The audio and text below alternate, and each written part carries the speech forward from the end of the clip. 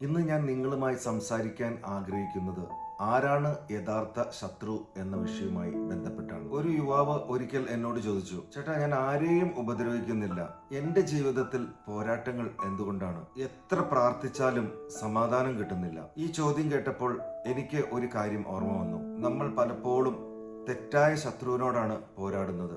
നമ്മളെ വേദനിപ്പിച്ച ആളുകളെ ശത്രുവാക്കുന്നു, നമ്മളെ വിമർശിച്ചവരെ ശത്രുവാക്കുന്നു, നമ്മളെ വിട്ടുപോയവരെ ശത്രുവാക്കുന്നു. പക്ഷെ ദൈവവചനം പറയുന്നു, നമ്മുടെ പോരാട്ടം മനുഷ്യരോടല്ല. അപ്പോൾ നമ്മുടെ യഥാർത്ഥ ശത്രു ആരാണ്?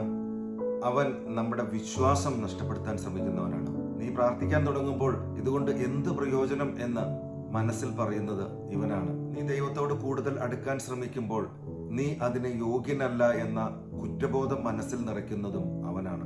നിന്റെ കുടുംബത്തെ, നിന്റെ സമാധാനത്തെ, നിന്റെ പ്രത്യാശയെ എല്ലാം തകർക്കാൻ ശ്രമിക്കുന്നതും അവനാണ്.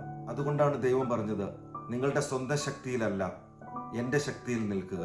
ഓരോ ദിവസവും സത്യത്തെ ധരിക്കൂ, വിശ്വാസത്തെ ഉയർത്തിപ്പിടിക്കൂ, ദൈവവചനത്തെ കൈവിടരുത്, പ്രാർത്ഥന ഒരിക്കലും നിർത്തരുത്. കാരണം യുദ്ധം കാണാൻ കഴിയാത്തതായിരിക്കാം, പക്ഷേ നമ്മോടൊപ്പം യുദ്ധം ചെയ്യുന്ന ദൈവം യാഥാർത്ഥ്യമാണ്. ഇന്ന് നിന്റെ ജീവിതത്തിൽ എത്ര പോരാട്ടമുണ്ടായാലും കരയരുത് എന്ന് ഞാൻ പറയുന്നില്ല, തളരരുത് എന്ന് ഞാൻ പറയുന്നില്ല. പക്ഷേ ഒറ്റയ്ക്ക് പോരാടരുത്. നിന്റെ പോരാട്ടം ദൈവത്തിന്റെ കൈകളിൽ ഏൽപ്പിക്കൂ. കാരണം ക്രൂശിൽ യേശു നേടിയ വിജയം ഇന്നും നിന്റെ ജീവിതത്തിൽ പ്രവർത്തിക്കുന്നുണ്ട്.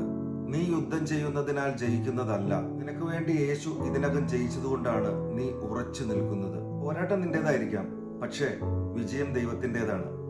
നീയും ആ വിജയത്തിൽ പങ്കാളിയാണ്. ദൈവത്തിൻ്റെ നാമം മാത്രം മഹത്വപ്പെടുമാറാകട്ടെ.